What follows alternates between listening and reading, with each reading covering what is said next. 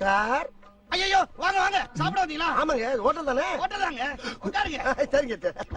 ஆமா, நீங்க யாருங்க? ஓனர். ஓனரா? ரொம்ப கலையா இருக்கீங்க. வாங்க வாங்க வாங்க. வணக்கம் சார். என்ன சாப்பிடுறீங்க?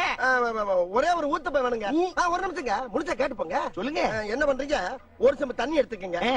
அத தோசைக்கல்ல ஊத்தி அதுக்குன்னு வழக்கமா ஒரு விளக்கமாறு வச்சிருப்பீங்கல்ல? ஆமாங்க. அத அடிப்பக்கமா திருப்பி சரிங்க. வரட்டுன்னு ஒரு 4 இழுப்பு இழுத்து சரிங்க. நல்லா கழுவி விட்டுருங்க. சரிங்க. ஒரு கிண்ணம் நிறைய மாவு எடுத்து பெரிய ரவுண்டாவும் இல்லாம சின்ன ரவுண்டாவும் இல்லாம சரிங்க. பொதுவா ஒரு ரவுண்ட ஊத்தி 4-5 வெங்காயத்தை போட்டு அள்ளி பொடி பொடியா நறுக்கி அப்படியே மேலாப்ல பரபர தூவி விட்டு சரிங்க.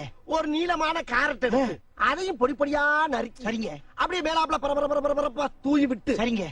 ஒரு 16 கரண்டி நெய் எடுத்து சரிங்க. அதுல 6 கரண்டி நெய்ய உள் சைடு அப்படியே லேசா விளாவி விட்டு சரிங்க. 10 கரண்டி நெய்ய தோசைக்கு வெளி சைடு அப்படியே மேலாப்ல விளாவி விட்டு சரிங்க.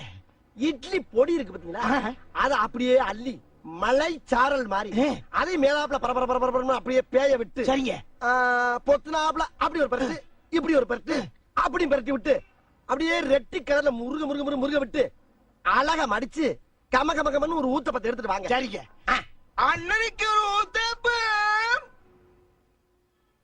அட பிக்காளிப்பழ, அரை மணி நேரமா கதையா சொல்லிருக்கேன். அம்பட்டுக்கும் சரிங்கன்ட்டு ஒரே வார்த்தையில ஊத்தப்பம்னு போயிட்டானே. வரட்டும், வாடிங்க, நாலாம் தரேன்.